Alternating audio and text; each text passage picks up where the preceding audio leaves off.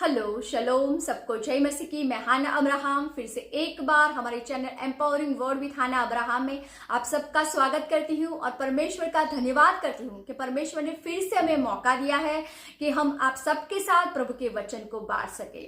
सो परमेश्वर का धन्यवाद हो, सारी महिमा प्रभु को मिले।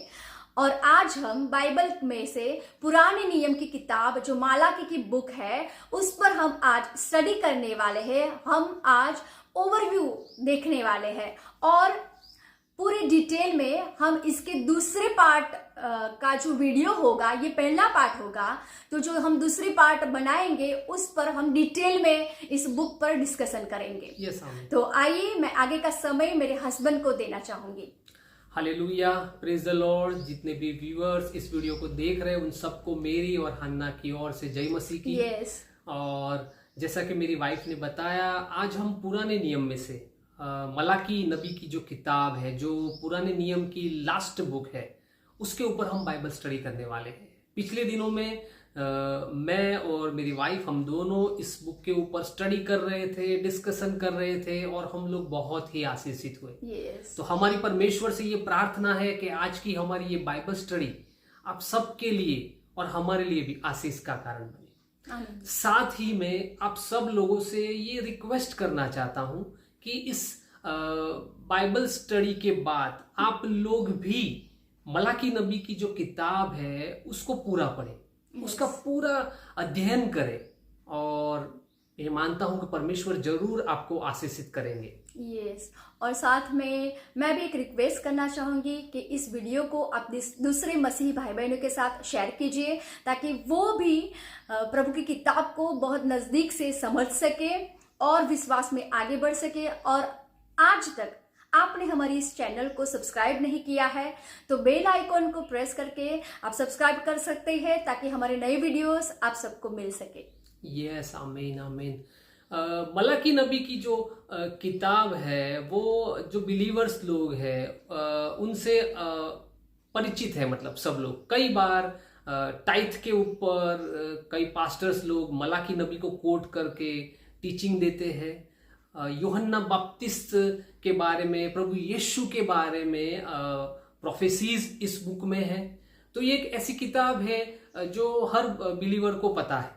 यस और मैं ये जानना चाहूंगी कि इस किताब का समय कौन सा था। मीन्स जो नबी है, मलाकी नबी है, उसका समय कौन सा था हिस्ट्री में? यस यस, मलाकी नबी जो है वो जो इजरायली जो लोग थे वो बेबीलोन की बंधुआई में 70 साल रहे। 70 साल के बाद वो लोग बंधुआई में से वापस यरूशलेम में आए और उसके बाद हग्गाई नबी आए, उनके बाद जखारिया नबी आए और उनके बाद मलाकी नबी आते हैं। तो मलाकी नबी का अगर मैं एग्जैक्ट समय आपको बताना चाहूं तो ईसा पूर्व 430 का समय है, यानी कि प्रभु यीशु के आने से पहले, ये प्रभु यीशु के आने के 430 साल पहले मलाकी जो नबी है वो अपना मैसेज लेके आए थे। ओके। और इन 430 साल के दौरान जो परमेश्वर थे उन्होंने अपने लोगों के साथ बात नहीं की थी, वो साइलेंट पीरियड था। हाँ, ये एक जानने लायक बात है। मलाकी नबी की जो बुक है वो दूसरे जो प्रोफेटिक बुक है उससे कुछ बातों में अलग है। हाँ, तो इस बुक की कौन सी खासियत है, कैसे ये अलग हमें दिख सकती है, क्या खासियत है इस बुक में? यस, ये मलाकी नबी की जो प्रोफेटिक बुक है उसमें सबसे पहली कोई खास विशेष बात अगर मैं आपको बताऊं तो वो ये है कि इस बुक में ज्यादातर जो वर्ड है, जो वचन है, वो प्रभु के डायरेक्ट वर्ड है, प्रभु के मुंह से निकले हुए डायरेक्ट वचन है। इसमें 55 वर्सेस है और उसमें से 47 वर्सेस ऐसी है जो प्रभु के खुद के वचन है। मतलब 80% जो वचन है इस बुक के वो डायरेक्ट प्रभु के वचन है। मीन्स प्रभु ही बात करते हैं, डायरेक्ट प्रभु ही बोलते हैं। Yes yes. तो कितना अमेजिंग होगा कि हम प्रभु को डायरेक्टली सुन सकते हैं। यस, अगर आपको प्रभु के वचन को सुनना है तो मलाकी प्रभु तक जो नबी है उनका बुक स्टडी करिए। Yes. दूसरी एक विशेषता है कि पुराने नियम में जितने भी नबी हैं उनके नाम दिए गए हैं। Yes. और हम लोग शायद ये सोचते हैं कि ये जो किताब है उसका जो नबी है उनका नाम मलाकी है, लेकिन हालांकि असल में ऐसा नहीं है। ये प्रॉफिट का नाम नहीं है। ये मलाकी जो वर्ड है उसका मीनिंग होता है दूत, एंजल या फिर मैसेंजर, जो परमेश्वर का संदेश लेके आता है। तो ये कोई नाम नहीं है। और अगर वो समय का हम स्टडी करें, जो ये मलाकी प्रबोधक का जो समय है, वहां पे किसी और का मलाकी नाम कहीं पे भी हमें देखने को मिलता नहीं है। तो इसलिए मलाकी नाम किसी जगह पर है ही नहीं।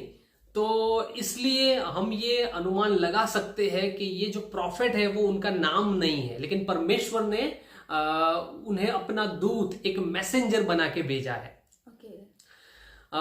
तीसरी एक बहुत ही इम्पोर्टेंट बात है इस किताब में कि परमेश्वर ने जो भी भविष्यवाणी भेजी है वो प्रोज के रूप में है, पोएट्री के रूप में नहीं है। अब यहाँ पे आपको कंफ्यूजन होगा कि ये प्रोज क्या है और पोएट्री क्या है।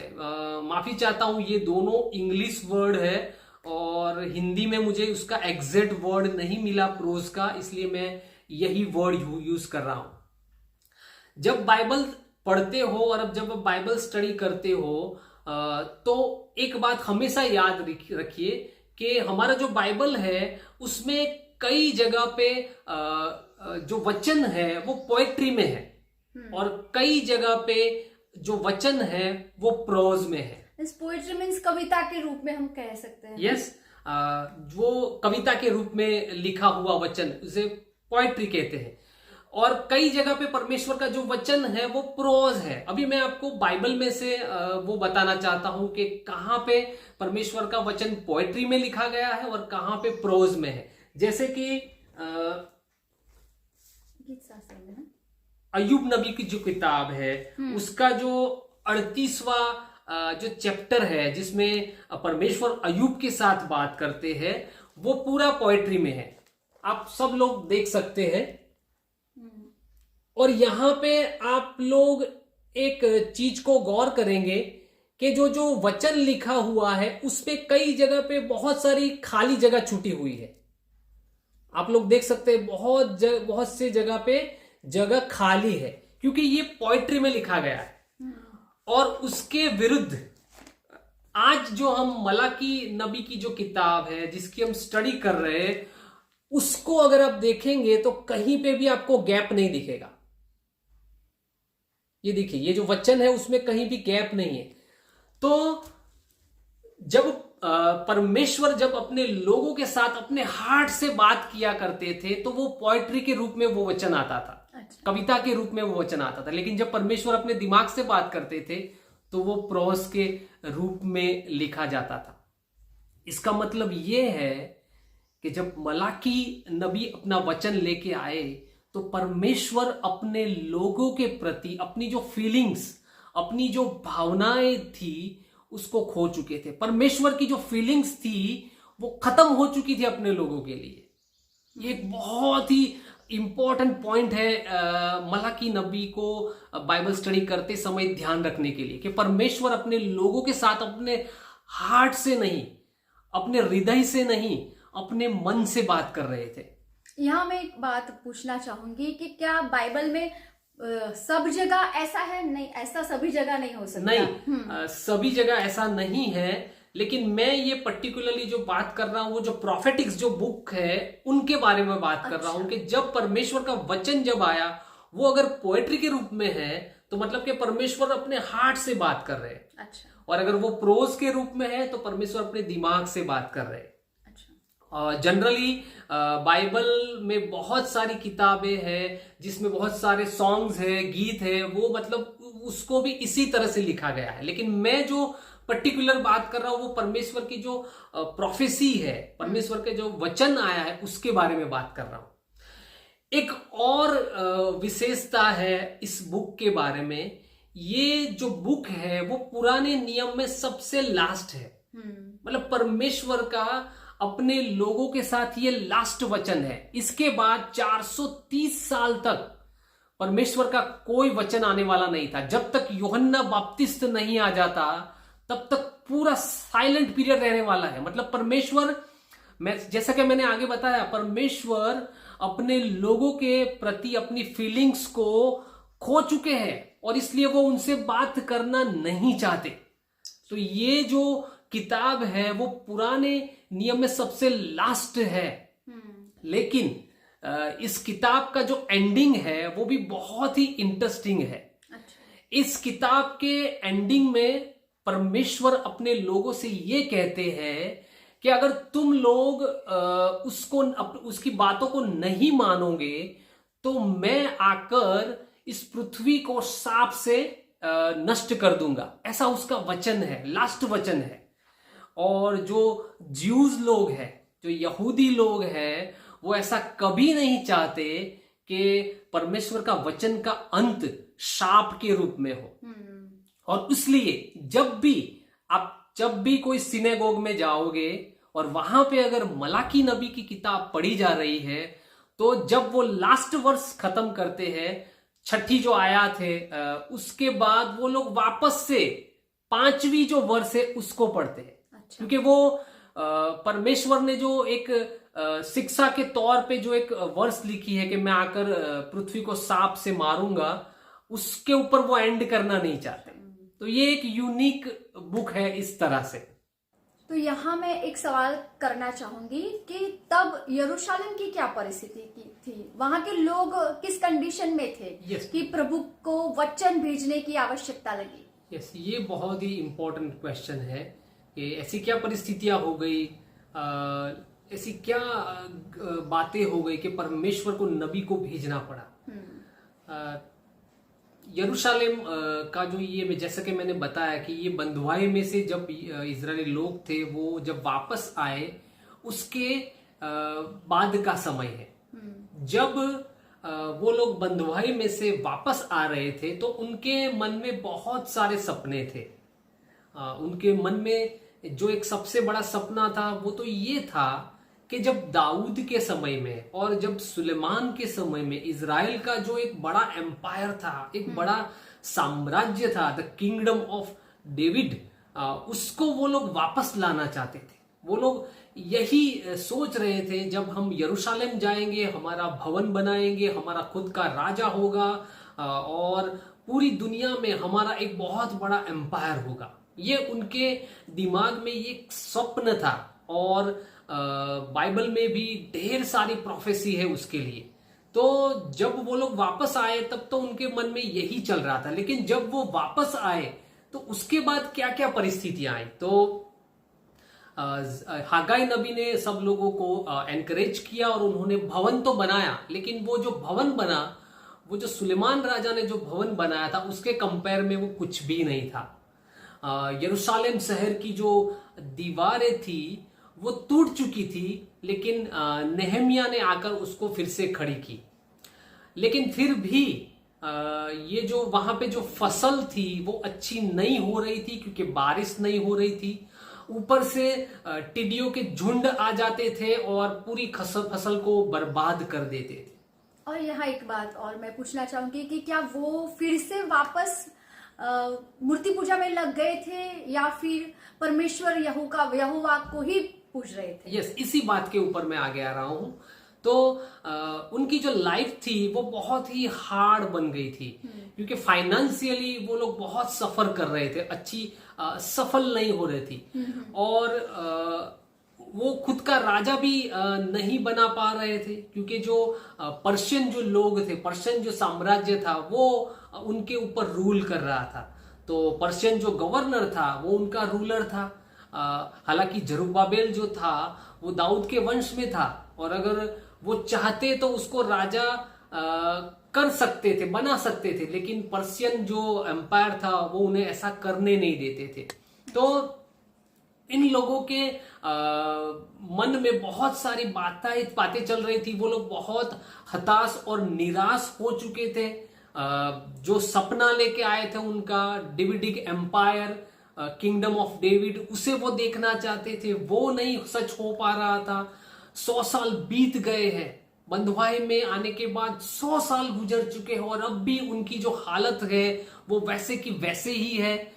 यरूशलेम में जो लोग हैं वो भी बहुत कम लोग रह रहे हैं। हालांकि उसकी दीवारें बना दी गई है, लेकिन फिर भी लोग गांव में ज्यादा रहना प्रीफर करते थे, यरूशलेम में वो लोग नहीं रहते थे।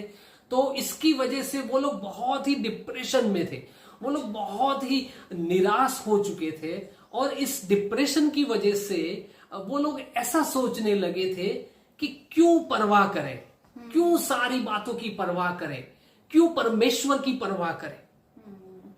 हालांकि वो लोग जब बंधुआई में गए, 70 साल बंधुआई में रहे, तो वो लोग एक लेसन तो सीख चुके थे, एक सबक उनको मिल चुका था। इसलिए वो कभी भी मूर्ति पूजा की ओर वापस नहीं लौटे या अन्य देवी देवताओं की ओर वो लोग कभी नहीं लौटे।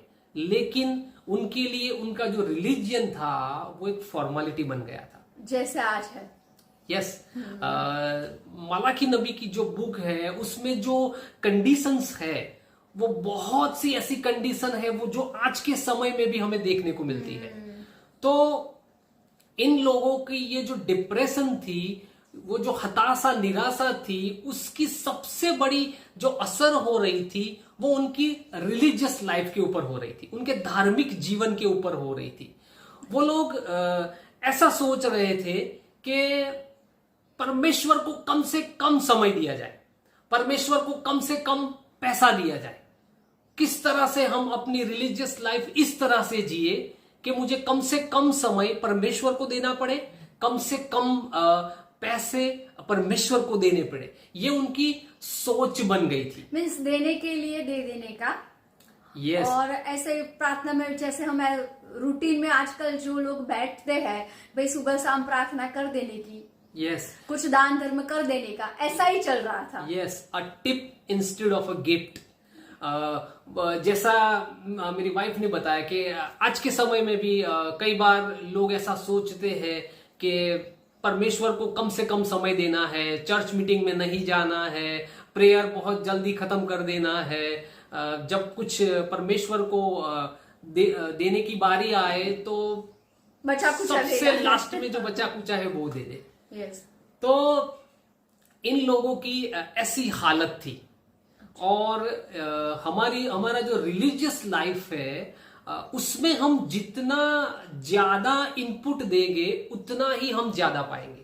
अगर हम हमारा ज्यादा समय बाइबल को पढ़ने में, प्रार्थना में बिताएंगे, हमारे जो रिसोर्सेस है, जो फाइनल रिसोर्सेस है, उसको अगर हम जितना ज्यादा परमेश्वर के काम में लगाएंगे उतना ही ज्यादा हम वापस भी पाएंगे। लेकिन उससे उल्टा भी है, अगर हम हमारा कम से कम समय परमेश्वर को देंगे, कम से कम हमारे फाइनेंस में परमेश्वर को देंगे, तो रिटर्न में भी हमें कम ही मिलेगा। हाँ। तो ये एक बहुत पॉइंट है हमारे लिए, बहुत बढ़िया पॉइंट है हम सब लोगों के समझने के लिए कि जितना ज्यादा हम परमेश्वर की ओर ध्यान लगाएंगे उतना ही रिटर्न में भी हमें मिलेगा। यस। जैसे हम परमेश्वर के पास जाएंगे तो परमेश्वर भी हमारे पास आएंगे। यस, यस, आमीन। तो ये तो मैंने बात की आम लोगों की। तो जो आम लोग थे वो लोग डिप्रेशन में थे, वो लोग निराश थे, उनका सपना सच नहीं हो रहा था और इसलिए उनकी जो रिलीजियस लाइफ थी वो ऐसी हो गई थी। अच्छा, तो जो प्रीस्ट लोग थे, जो याजक लोग थे, उनकी कंडीशन क्या थी? क्या वो परमेश्वर के प्रति वफादार थे, ऑनेस्ट थे, या फिर उनकी भी लाइफ ऐसे ही चल रही थी? यस, जो याजक जो लोग थे, क्योंकि वो तो सिखाने वाले होते हैं ना? यस, याजक जो लोग थे वो भी आम लोगों के जैसे ही हो गए थे। उनको बस इतना उनको पड़ी थी कि हमारे घर का चूल्हा जल रहा है, उनको उतनी पड़ी हुई थी। बाकी कितने लोग वर्शिप करने आते हैं, लोग कैसी भेंट चढ़ाते हैं, लोग क्या लेके परमेश्वर को अर्पण करते हैं, उससे उनको कुछ लेना देना नहीं था। तो ये तो आज की कंडीशन में ये कई तो जगह अप्लाई पे हो सकता है। Yes. कई जगह ऐसा होता है कि कभी कभी पास्टर्स को सैलरीज मिलती है, कई कई जगह ऐसा होता है कि खुद का पेट भर जाए तो ठीक बराबर है, लोगों का जो बिलीवर्स का जो होना है वो हो, यस, तो याजक जो लोग थे उनका यही हाल था। दूसरी एक बात कि याजकों को लोगों को वचन में से सिखाना चाहिए, तो वो लोग नहीं सिखा रहे थे। उनको ऐसा लगता था कि परमेश्वर के लिए कुछ भी चलेगा, कैसे भी वर्शिप कर लो, कैसे भी भेंट चढ़ा दो, वो सब कुछ अलाउ करते थे। तो इस बात में से तो आज के जो पास्टर्स लोग हैं, जो प्रीच करते हैं, जो अपनी कलीसिया को लीड करते हैं, उन लोगों के लिए तो बहुत सीखने को है इसमें से। यस, बहुत बड़ा मैसेज है यहाँ लीडर्स के लिए, जो हम अगला जो वीडियो बनाएंगे डिटेल में इन सारी बातों के ऊपर हम चर्चा करें। फिलहाल हम आगे बढ़ते हैं। यस। जब ये लोग हताशा में, निराशा में थे, तो उनकी सबसे पहला जो उनकी बुरी असर हुई वो उनके रिलीजियस लाइफ पे हुई। और जब आपकी रिलीजियस लाइफ बिगड़ जाती है तो आपकी मोरल लाइफ जो है, नैतिक जो आपका जीवन है, वो भी बिगड़ने लगता है। जब आपके जीवन में से परमेश्वर दूर हो जाते हैं तो आपकी लाइफ में से अच्छाई और भलाई भी दूर हो जाती है। और अगर दूसरी तरीके से समझाना चाहूं तो अगर एक पीढ़ी परमेश्वर के प्रति बेदरकार हो जाती है, परमेश्वर को भूल जाती है, तो उसकी जो आने वाली जो पीढ़ी है उसमें से भलाई और अच्छाई भी चले जाते हैं। इसका एक बहुत ही एक लिविंग एग्जाम्पल है, वो मैं आपको देना चाहता हूं। एक बार एक पास्टर एक फैक्ट्री में प्रीचिंग के लिए गए थे। वो फैक्ट्री कैंटीन में बैठे थे और वहां पे एक आदमी उन्हें मिलता है। वो आदमी पास्टर को चैलेंज करता है, पास्टर से ये कहता है कि मैं परमेश्वर के ऊपर बिलीव नहीं करता हूं, मैं चर्च नहीं जाता हूं, मैं बाइबल नहीं पढ़ता हूं, मैं प्रार्थना नहीं करता हूं, लेकिन फिर भी तुम मेरी कंपनी में सब लोगों से पूछ लो, अगर उन लोगों को कोई तकलीफ हो तो मैं ही उन लोगों को हेल्प करता हूं। मैं जहां पे रहता हूं वहां भी आकर अगर तुम किसी को पूछना चाहो तो पूछ लो कि उन्हें कोई तकलीफ होती है तो कौन मदद करता है, तो वो लोग मेरा ही नाम लेंगे। मतलब वो ये कहना चाहता था कि मैं क्रिश्चियन नहीं हूं, मैं बिलीवर नहीं हूं, फिर भी मैं अच्छा इंसान हूं, मेरे में भलाई है, मेरे में अच्छाई है। वो पास्टर को कहने लगा, तुम कैसे इसे एक्सप्लेन करोगे, कैसे समझाओगे।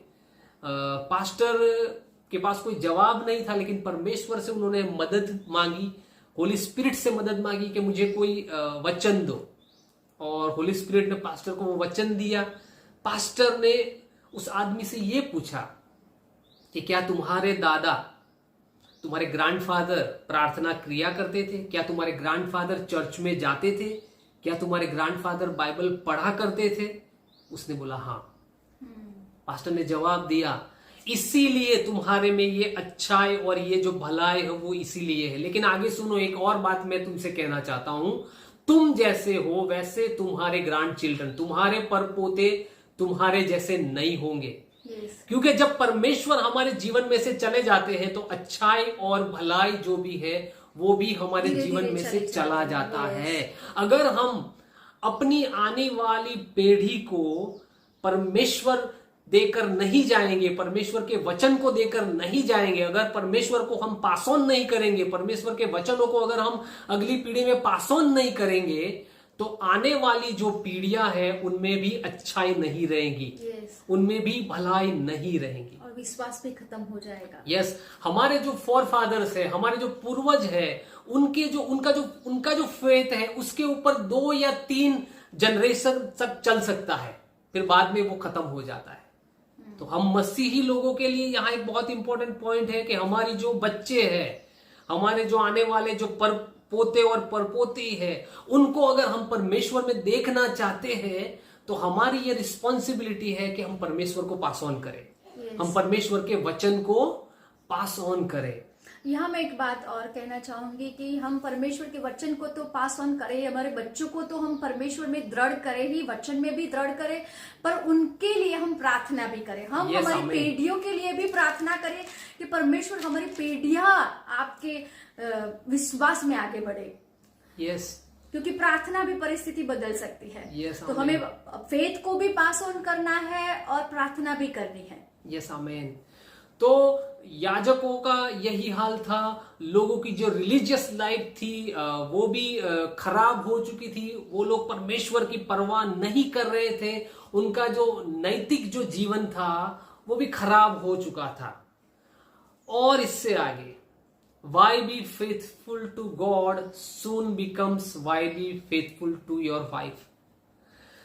ये जो लोग थे यरूशलेम में, जो लोग थे, जब उनकी जो वाइफ थी, उनकी जो औरतें थी, जब वो थोड़ी बूढ़ी होने लगी और उनकी सुंदरता जाने लगी, तो वो ये सोचने लगे कि क्यों ना दूसरी पत्नी की जाए, इसको तलाक दे देते हैं। तो वो लोग अपनी पत्नियों को तलाक दे रहे थे। और उससे ज्यादा और आगे बताता हूं कि जब ये लोग बंधुआई में से वापस आए तो ज्यादातर जो आने वाले लोग थे वो पुरुष ज्यादा थे, महिलाएं स्त्रियां कम थी। मतलब उन्हें महिलाओं की, स्त्रियों की वहां पे शॉर्टेज थी। तो उन लोगों ने ये सोचा, अगर महिलाओं की, स्त्रियों की शॉर्टेज है तो जो अन्य जाति की जो औरतें हैं उनसे क्यों शादी ना की जाए। अगर सुलेमान राजा कर सकता है तो हम क्यों नहीं कर सकते। मतलब वो लोग अपनी जो पत्नियां हैं उनको तलाक तो दे ही रहे थे, साथ में ऐसी स्त्रियों से शादी कर रहे थे जो अन्य जाति में सी थी। और परमेश्वर ने मना किया था, विश्वासी नहीं थी। यस, परमेश्वर ने उन लोगों को ये आज्ञा दी थी कि तुम्हें अन्य जाति की स्त्रियां जो है उनके साथ शादी नहीं करनी है। और मैं ये मानता हूं कि आज के समय में भी यही हो रहा है, चर्च में भी यही हो रहा है। एक बार लंदन के एक जो चीफ राबाई थे, उन्होंने एक ऐसा स्टेटमेंट दिया था कि जो ज्यूस जो लड़के हैं, यंग लड़के, यहूदी जो लड़के हैं यंग, वो लोग नॉन ज्यूस लड़कियों के साथ शादी कर रहे हैं। और मुझे डर है कि आने वाले 10 समय में ये जो यहूदी जो लोग हैं वो अपनी जो आइडेंटिटी है उसे खो देंगे। हमारे चर्च में भी ऐसा हो रहा है। कई बार हम देखते हैं कि जो बिलीवर्स लोग हैं वो अनबिलीवर्स लोगों के साथ शादी करते हुए हमें देखते हैं। बाइबल में हमें इसके लिए मना किया गया है। हमारे लिए ये भी एक पॉइंट है, समझने की बात है कि जब भी हम मैरिज करें तो बिलीवर्स के साथ करें। तो यहां पे ये परिस्थितियां थी कि लोग अपनी वाइफ को छोड़ दे रहे थे, उनको तलाक दे रहे। तो यरूशलेम जो शहर था वो इन त्यागी हुई जो स्त्रियां थे उनसे भरा पड़ा था। और आज के जमाने में जैसे स्टेट वेलफेयर होता है, कि जैसे कई कंट्री में होता है कि अगर कोई सिंगल मदर है तो जो गवर्नमेंट है वो उसका पालन पोषण किया करते हैं। वो जमाने में ऐसा स्टेट वेलफेयर था नहीं। तो वो जो स्त्रियां थी वो दर दर भटकती थी। मतलब बहुत ही यरूशलेम जो था उसकी जो दशा थी वो बहुत ही बुरी थी। उनका बहुत ही बुरा समय चल रहा था। स्त्रियों की कंडीशन भी बहुत हार्ड थी। यस, और जब बुरा समय चल रहा होता है तब किसी ना किसी के सिर के ऊपर दोष की टोपली डाली जाती है। ये हमारा नेचर है कि जब भी कुछ बुरा होता है तो किसी और के सिर पे उसको थामा जाता है। जैसे कि आज की हम बात करें कि अगर जब कुछ गलत हो रहा है, बुरा हो रहा है, तो हमारे लिए एक स्केपगोट है गवर्नमेंट। हम सीधा गवर्नमेंट को ब्लेम करते हैं। और वो समय में ऐसी कोई गवर्नमेंट थी नहीं, लेकिन हाँ परमेश्वर था उनके लिए ब्लेम करने के लिए। तो उन्होंने परमेश्वर को ही ब्लेम किया। वो लोग ऐसा सोच रहे थे कि हमारी ये दशा इसलिए हुई है कि परमेश्वर हमसे प्यार नहीं करता, परमेश्वर ने हमें छोड़ दिया है। तो हम क्यों परमेश्वर की परवाह करें, हम क्यों परमेश्वर से प्यार करें जब परमेश्वर ने खुद ही हमें छोड़ दिया है। ऐसे जब हालात थे, ऐसी जब परिस्थितियां थी, तब मालाकी नबी को परमेश्वर भेजते हैं। और मालाकी नबी और इन लोगों के बीच बहुत सारी बहस हम इस पूरे बुक में देख सकते हैं। जब भी मालाकी नबी उन्हें कुछ बताते थे तो वो उसके सामने आर्गुमेंट करते थे, बहस करते थे, नबी के सामने बहस करते थे। जैसे कि मालाकी नबी का जो मेन मैसेज था वो तो यही था कि तुम लोगों ने पहले परमेश्वर को छोड़ दिया, तुम लोगों ने पहले परमेश्वर की परवाह करनी छोड़ दी, तुम लोगों ने पहले परमेश्वर को प्यार करना छोड़ दिया और इसलिए परमेश्वर ने तुम लोगों को छोड़ दिया। यही मालाकी नबी का पूरा मैसेज है। जब इन लोगों ने ये सुना तो वो लोग तो अपने आप को बहुत इनोसेंट मानते थे, बहुत निर्दोष मानते थे अपने। जब भी मालाकी नबी कुछ कहते तो वो कहते थे कब हमने परमेश्वर को प्यार करना छोड़ दिया, कब हमने परमेश्वर की परवाह नहीं की। और मालाकी नबी इस पूरी किताब में स्टेप बाय स्टेप उनको लेके जाते हैं कि किस तरह से ये जो यरूशलेम के जो लोग थे उन्होंने परमेश्वर की परवाह करनी छोड़ दी, किस तरह से वो लोग परमेश्वर का अपमान किया करते थे। जैसे आज हम भी कई लोग ऐसा करते हैं, हम तो प्रार्थना करते हैं, हम तो फास्टिंग रखते हैं, हम तो चर्च में जाते हैं, हमने कब परमेश्वर को नाराज किया? हम तो सब वो करते हैं जो परमेश्वर ने बोला है। Yes exactly. जैसे यीशु जब भेड़ और बकरियों का जब दृष्टांत सुनाने लगे और यीशु ने जब कहा कि जब मैं जेल में था तब तुम लोग मुझे देखने नहीं आए, जब मैं भूखा था तब मुझे खाना नहीं खिलाया, जब मैं नंगा था मुझे कपड़े नहीं पहनाए, तो लोग ये कैसे प्रभु कब हमने तुझे जेल में देखा और हम तुझे देखने नहीं आए, कब तू भूखा था और हमने तुझे खाना नहीं खिलाया? यीशु ने बोला हाँ, मैं जो मेरे भाई है उन लोगों में जीता हूं, मेरे भाइयों को तुमने किया मतलब मुझे करने के बराबर है। तो परमेश्वर जो है वो हमें नहीं छोड़ता है, लेकिन जब हम परमेश्वर को छोड़ देते हैं, जब हम परमेश्वर से दूर चले जाते हैं तो परमेश्वर हमसे दूर चला जाता है। परमेश्वर हमेशा हमें रिस्पॉन्ड करता है। अगर हम परमेश्वर के पास जाते हैं तो परमेश्वर हमारे पास आता है। लेकिन अगर हम परमेश्वर से दूर चले जाते हैं तो परमेश्वर हमसे दूर चले जाते हैं। मेरे प्रिय मसीह भाई बहनों, आजकल बहुत सारे सर्वे होते रहते हैं और एक ऐसा भी सर्वे होता है जहां ये सर्वे किया जाता है कि कौन सा कंट्री परमेश्वर में सबसे ज्यादा बिलीव करने वाले हैं, कितने परसेंटेज लोग हैं जो गॉड के ऊपर, परमेश्वर के ऊपर विश्वास करते हैं। और आजकल जब ऐसा सर्वे किया जाता है तो ये बहुत दुखद बात है कि कई सारे क्रिश्चियन कंट्रीज ऐसे हैं जिनमें मेजॉरिटी लोग ऐसे हैं जो ऐसा बिलीव करते हैं कि परमेश्वर है ही नहीं। ऐसे लोग हैं तो परमेश्वर उन लोगों के साथ क्या करेंगे? अगर खुद वो लोग परमेश्वर को छोड़ के चले जाते हैं तो परमेश्वर भी उनसे दूर चला जाता है। रोमनों की जो पत्री है उसका जो पहला जो अध्याय है, मैं वर्ष नहीं कहूंगा, आप खुद पढ़ना पूरा चैप्टर, उसमें पाउल भी यही कहता है, जिन लोगों ने परमेश्वर को छोड़ दिया परमेश्वर ने भी उन लोगों को छोड़ दिया। बहुत दुखद बात है ये।